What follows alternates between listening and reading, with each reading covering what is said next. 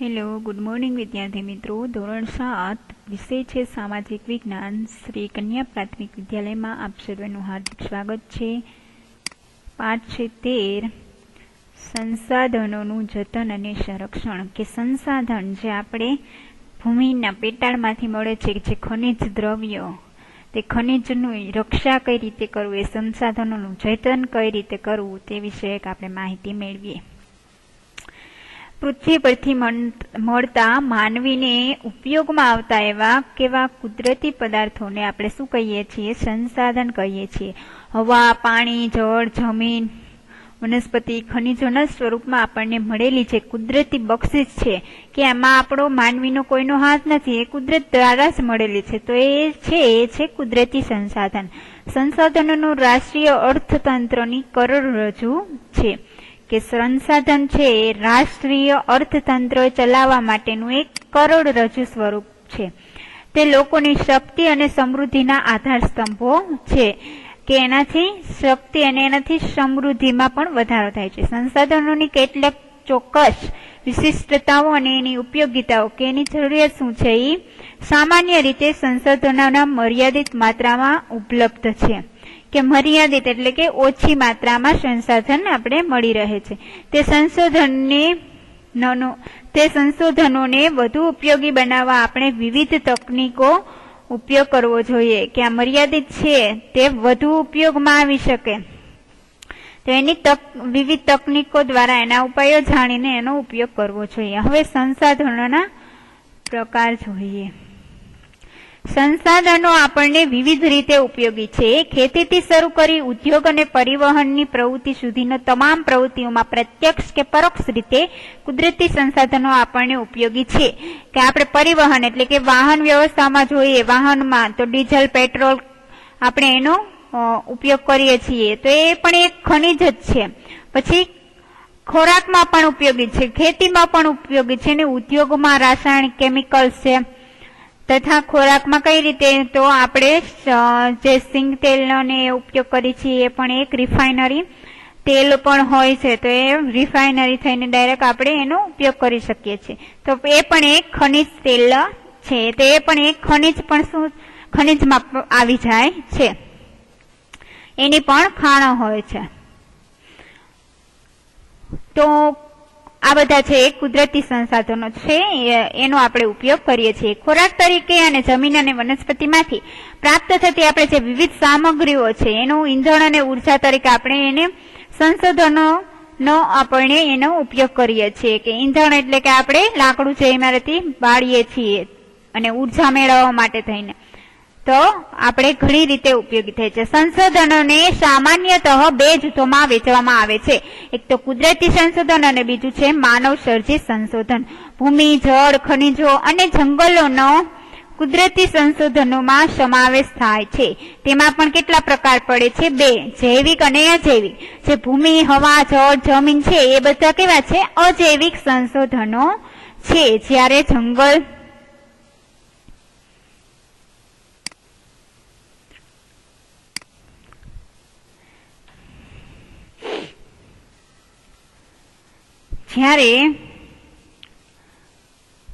જંગલો અને પ્રાણીઓ છે એ કેવા છે? જૈવિક સંસાધનો છે.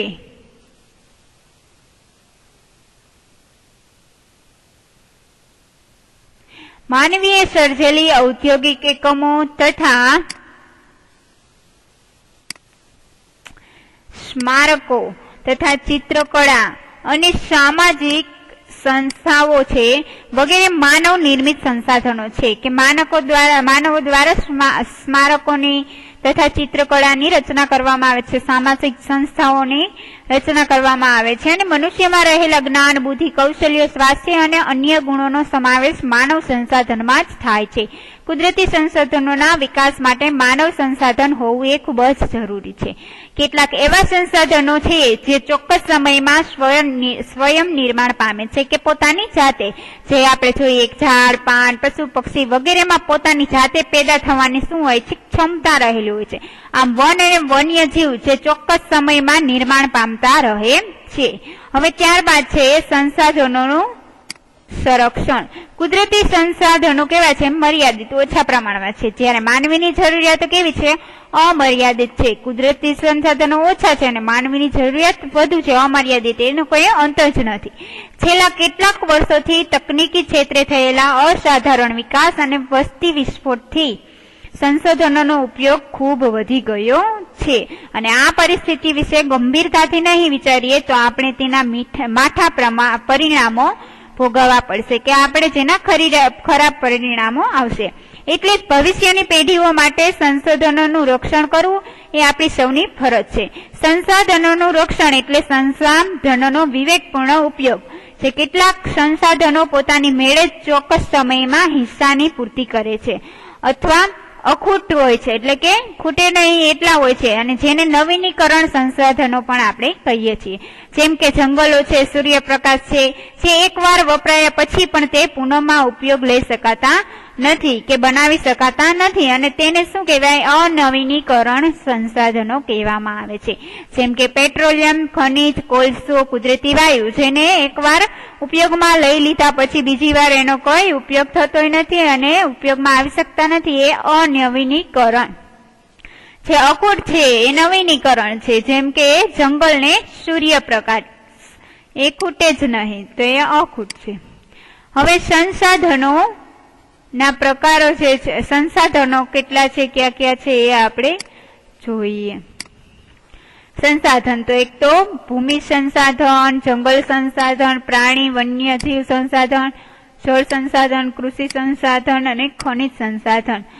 જે આ ઉપરાંત માનવી પણ સ્વયં એક શું છે? સંસાધન જ છે. સંસાધનોને માલિકી, પુનઃપ્રાપ્યતા, જે વિતરણ ક્ષેત્રના આધારે પણ વર્ગીકૃત કરવામાં આવે છે, કે માનવીનું જે હોય એનું માલિકીનું ધરાવતું હોય, અને પુનઃપ્રાપ્યતા વિતરણ, કે વિતરણ એટલે કે ભાગ પાડીને પુનઃપ્રાપ્યપણે ફરીથી પણ મેળવી શકે છે. આ દ્વારા પણ એને સંસાધન સ્વરૂપમાં વર્ગીકૃત કરી શકાય છે. હવે ભૂમિ સંસાધન જોઈએ, એમાં જમીન નિર્માણ. સામાન્ય રીતે ભૂસપાટીની ઉપલું પર જેમાં વનસ્પતિ ઉગે છે તેને આપણે જમીન કહીએ છીએ. જમીન એટલે પૃથ્વીના પોપડા પરના અનેકવિધ કણોથી બનેલું એક શું છે? પાતળું પડ છે. ખડકોના નાના મોટા ટુકડા, કાંકરાઓ, માટીની રજ કે અજૈવિક છે તેને આપણે શું કહીએ છીએ? રેગોલિથ કહીએ છીએ. તેમાં જૈવિક દ્રવ્યો હોય છે, હવા અને પાણી ભળતા હોય છે અને ત્યાર પછી એ જમીન બને છે. ખેતીના સંદર્ભમાં કોઈ પણ દેશનો આર્થિક વિકાસ માટે તે દેશની જમીનની ગુણવત્તા અને એના પ્રકાર પર આધાર રાખે છે, કે જો જમીન ફળદ્રુપ હોય તો ઉત્પાદન કેવું આવે છે? સારું બધું આવે છે. ત્યારબાદ છે જમીનના પ્રકારો. ભારતીય કૃષિ સંશોધન પરિષદ ICAR દ્વારા ભારતની જમીનને કુલ કેટલા પ્રકારમાં? 8 પ્રકારોમાં વહેંચવામાં આવી છે. પેલું છે એ છે કાપની જમીન, બીજું છે રાતી અને લાલ જમીન, ત્રીજું છે કાળી જમીન, ચોથું છે લેટેરાઇટની જમીન અને રણ પ્રકારની જમીન, અને છઠ્ઠું છે પર્વતીય જમીન, સાતમું છે જંગલ પ્રકારની જમીન અને દલદલ પ્રકારની જમીન. હવે જમીનનું ધોવાણ અને સંરક્ષણ. જમીનનું ધોવાણ કેવું હોય છે? ગતિશીલ પાણી કે હવા દ્વારા થાય છે, કે પાણી ગતિશીલ હોય અને હવા પણ ગતિશીલ હોય તો જમીનનું ધોવાણ થાય છે, વહેતું પાણી હોય તો. અને જમીનના ઉપલા કણોનું ઝડપથી કુદરતી બળો દ્વારા અન્યત્ર સ્થળાંતર થઈ જવું તેને જમીનનું ધોવાણ કહે છે. કે જમીનનું જે ઉપલું પડ હોય, એ ભૂમિ પડ હોય, એ પડનું ધોવાણ થઈ જાય છે. પાણી દ્વારા અચાનકનું પાણી આવે, વહેતું પાણી છે, ગતિશીલ પાણી, તો એ પાણી દ્વારા શું થઈ જાય છે? ભૂમિનું ઉપલું પડ ધોવાઈ જાય છે અને એક સ્થળેથી બીજા સ્થળે જાય છે. આવું થવાથી જમીન ખેતીની ઉપજમાં શું થાય છે? ઘટાડો થાય છે અને તેને આપણે અટકાવવું જોઈએ. હવે જમીન ધોવાણ અટકાવવાના ઉપાયો છે. પડતર જમીનમાં વૃક્ષોનું વાવેતર કરવું જોઈએ, જેથી કરીને જમીન ધોવાણ અટકાવી શકાય છે. જ્યાં ઢોળાવાની જમીન છે ત્યાં પગથિયા પદ્ધતિથી આપણે ખેતી કરવી જોઈએ અને આડબંધ પણ બાંધવા જોઈએ, જેથી કરીને જમીનનું ધોવાણ અટકાવી શકાય. જમીન પર ચરાણ પ્રવૃત્તિ, જે એમાં નિયંત્રણ લાવવું જોઈએ, એટલે કે જે પશુઓને આપણે પશુ પક્ષીઓને આપણે જે ચરવા દઈએ છીએ ખેતીમાં, જમીનમાં, તો એ પણ એમાં પણ કાબુ લઈ આવવો જોઈએ, નિયંત્રણ લાવવું જોઈએ. હવે ભૂમિ સંરક્ષણ કે ભૂમિને બચાવવા માટે થઈને શું કરવું જોઈએ, એની રક્ષા માટે થઈને. ભૂમિ સંરક્ષણ એટલે જમીનનું ધોવાણ રોકીને જમીનની ગુણવત્તા જાળવવી અને નદી, કોતરો અને પહાડી ઢોળાવો પર વૃક્ષો ઉછેરવા જોઈએ. કે આપણે શું કરવું જોઈએ કે ભૂમિનું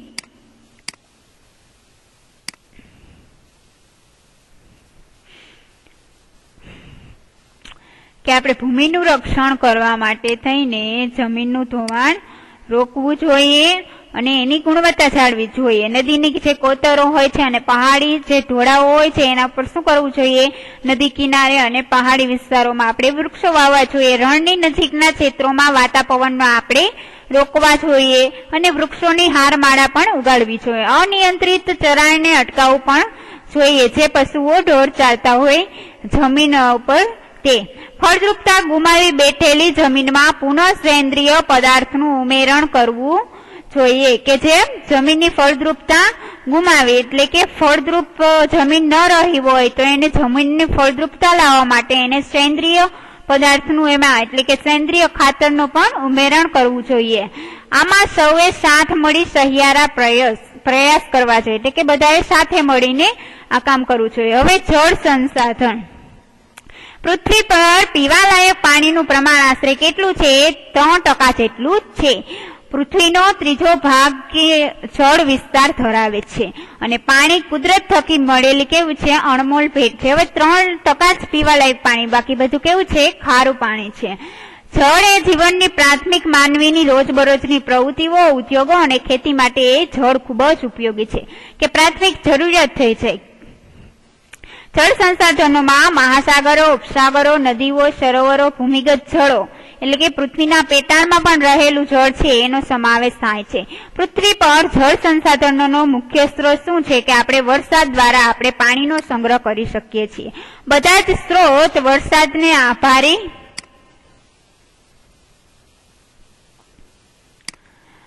આભારી છે અને પૃષ્ઠીય જળ સ્ત્રોતમાં નદી, સરોવર, તળાવ, ઝરણા વગેરેનો સમાવેશ થાય છે. તેમાં મુખ્ય સ્ત્રોત શું ગણાય છે, નદી ગણાય છે.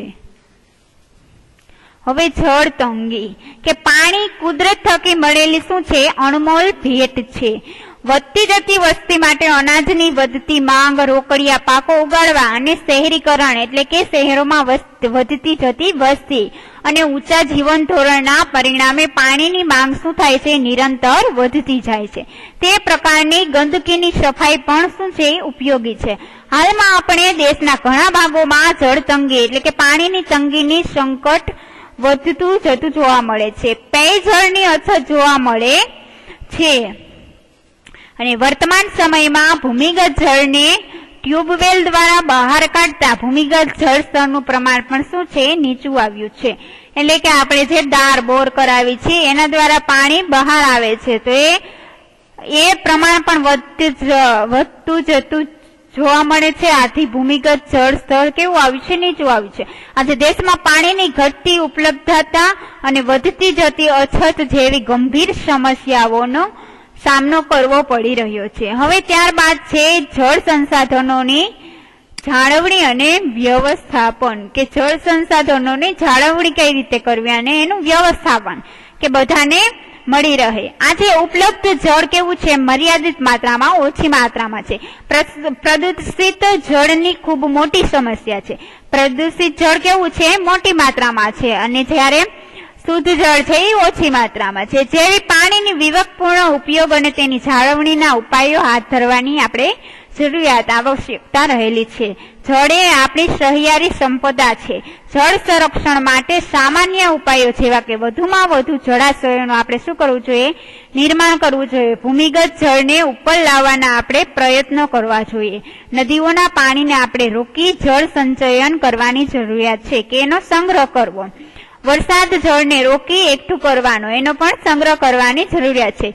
જેમ કે બંધારા તૈયાર કરવા અને સોસ કુવા આપણે જે બનાવીએ છીએ કુવા, એવા કુવા ગાળવા, ખેત તલાવડી એટલે કે આપણા બાજુમાં જે ખેતરમાં તલાવડી હોય, નાની નાની તળાવો, આ બધાનું નિર્માણ કરવું. આ સિવાય લોક જાગૃતિ લાવી એટલે કે બધા જ લોકો સાથે મળીને સહિયારા કામ કરે એ માટે થઈને જળ સંરક્ષણમાં લોક ભાગીદારી વધારવી. બાગ, બગીચા, શૌચાલયો, વપરાતા પાણીને કરકસર પૂર્વક ઉપયોગ કરવો જોઈએ. જળાશયો એ નદીઓની પ્રદૂષણથી બચાવવા માટે ભૂમિગત જળનો ઉપયોગ કરતા એકમો પર આપણે દેખરેખ રાખવી અને એને સાચવવા જોઈએ. હવે જળ સંસાધન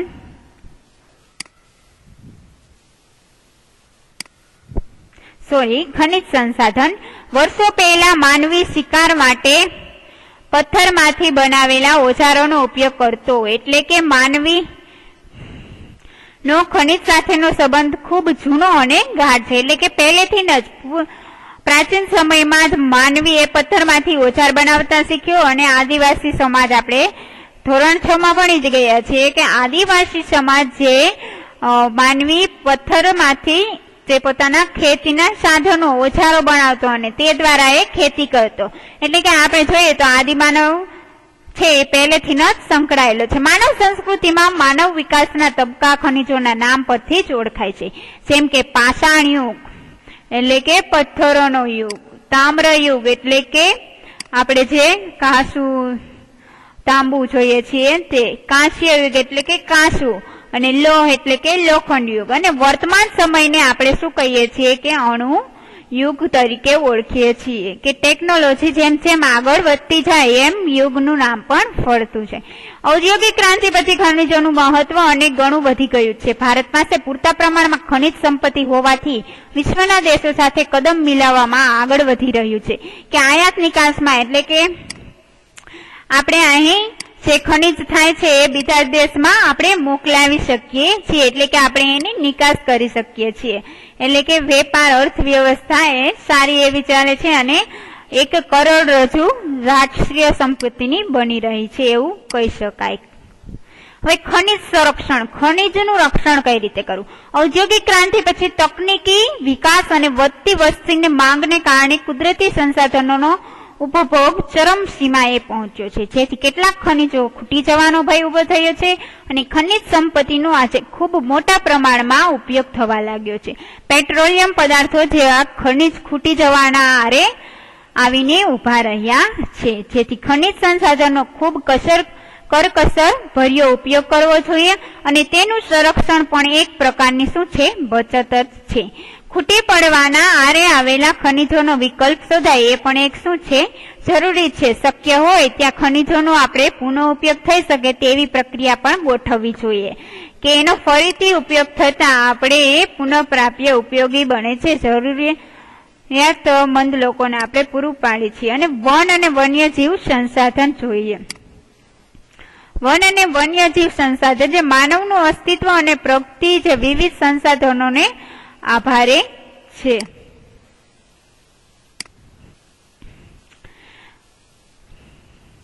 કુદરત પાસેથી આપણને વિભિન્ન ચીજો મેળવી આપણી જરૂરિયાતો પણ પૂર્ણ કરતા આપણે રહીએ છીએ. જેમાં જંગલો જે અતિ મહત્વનું સંસાધન છે, જે આપણે ઘણા સંસાધનો પૂરા પાડે છે. સાથે વન્યજીવ પણ એક શું છે, નિરાળું અને વૈવિધ્યસભર એટલે કે ઘણી બધી અલગ અલગ આપણને સંસાધનો પૂરા પાડે છે. તો ભારતીય સંસ્કૃતિમાં પણ વનનું શું ખૂબ જ જંગલનું ખૂબ જ મહત્વ રહેલું છે. જંગલોનું મહત્વ કે જંગલો આપણને અનેક રીતે ઉપયોગી છે. જંગલોમાંથી મળતું જે સાગ અને શાલનું લાકડું છે એ આપણે ઇમારતી લાકડા તરીકે પણ વાપરીએ છીએ. ઇમારતી લાકડું એટલે કે આપણે જે બિલ્ડિંગ કરીએ છીએ, આપણે ફર્નિચર કરીએ છીએ, બારી બારણા, તેમાં પણ આપણે વાપરી શકીએ છીએ અને તેમાંથી ઘરનું ફર્નિચર વગેરે પણ બનાવવામાં આવે છે. દેવદાર અને ચીડના લાકડામાંથી આપણે રમતગમતના સાધનો પણ બનાવી શકીએ છીએ અને વાંસના ટોપલામાંથી આપણે જે વાંસ છે એ લાકડામાંથી આપણે ટોપલા, ટોપલી, વાંસમાંથી કાગળ, રેયોન વગેરે પણ બનાવી શકીએ છીએ. જંગલોમાંથી લાખ, સુંદર, મધ, ઔષધિ વગેરે પણ આપણને મળી આવે છે અને જંગલોમાં રહેતી પ્રજાને આપણે આજીવિકા પણ પૂરી પાડે છે, જે આપણે આજીવિકા પણ પૂરી પાડે છે કે જંગલોમાં જે વન્યજીવ રહેતા હોય એને આજીવિકા પણ જંગલના જે વૃક્ષો છે એ પૂરી પાડે છે. જંગલોનું આર્થિક મહત્વ સાથે પર્યાવરણીય મહત્વ પણ કેવું છે, વિશેષ રહેલું છે.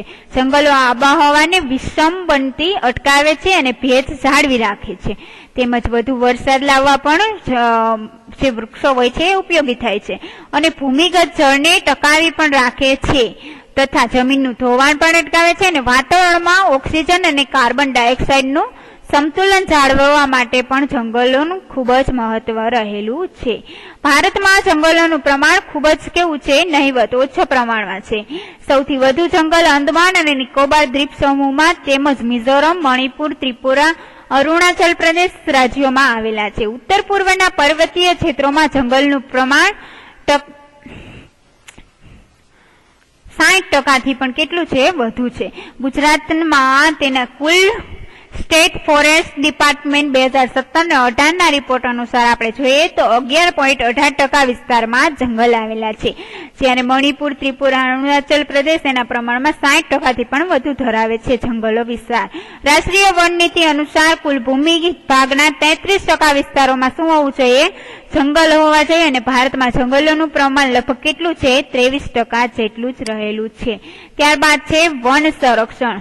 આ જે જંગલો છે ઝડપથી નષ્ટ થઈ રહ્યા છે, નાશ પામે છે, તે ઘટતા જતા જંગલો છે વિશ્વની મોટી સમસ્યા બની છે.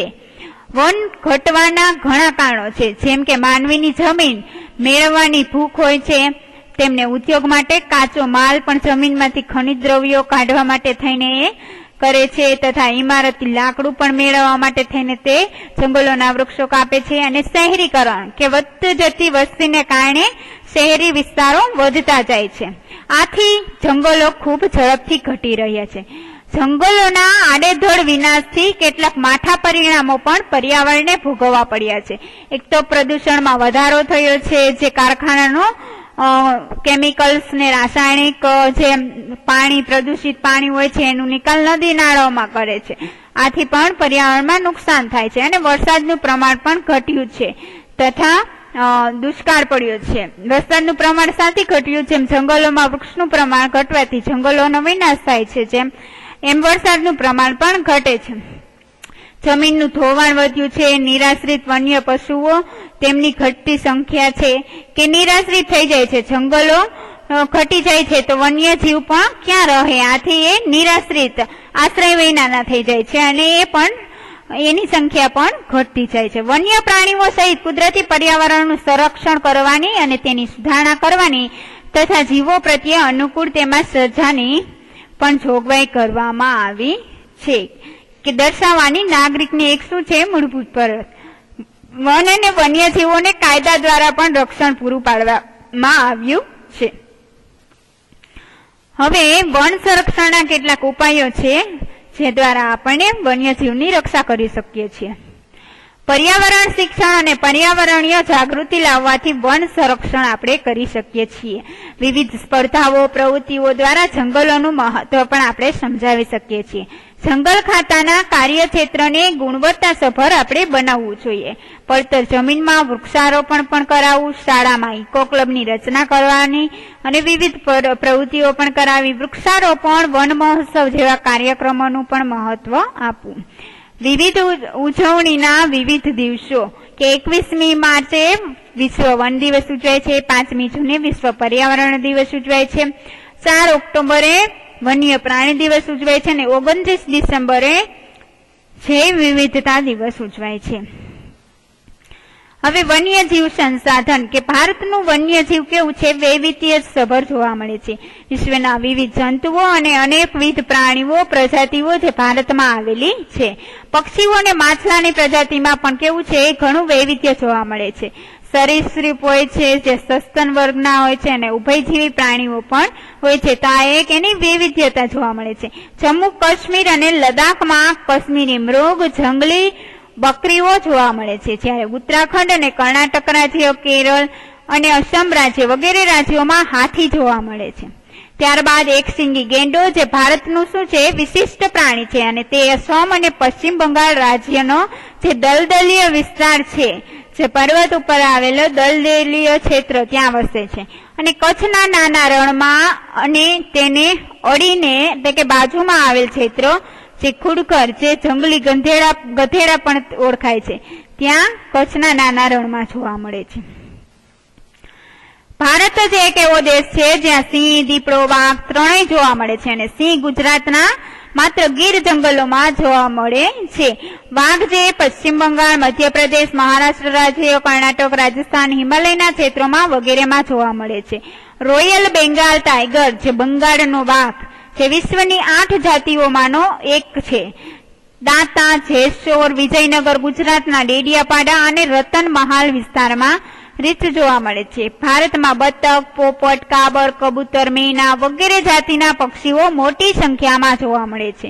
ગુજરાતનું નળ સરોવર, જે શિયાળામાં આવતા જે યાયાવર પક્ષીઓ કે જે બહારથી બીજા સ્ટેટમાંથી આવે છે અને નળ સરોવર ત્યાં થોડા શિયાળો આવે ત્યારે આવે ને પછી 4-5 મહિના પછી જતા રહે, તે જાણીતું પક્ષી યાયાવર નળ સરોવરમાં રહે છે.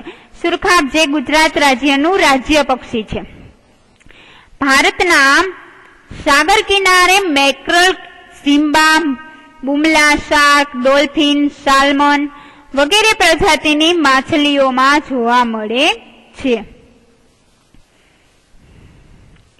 ભારતમાં વિવિધ પ્રકારના હરણ અને સાપની પણ અનેક પ્રજાતિઓ છે. અહીં તમે બાજુમાં ઘોરાડ પક્ષીનું ચિત્ર જોઈ શકો છો. હિમાલયના શીતવનોમાં લાલ પાડા પણ જોવા મળે છે.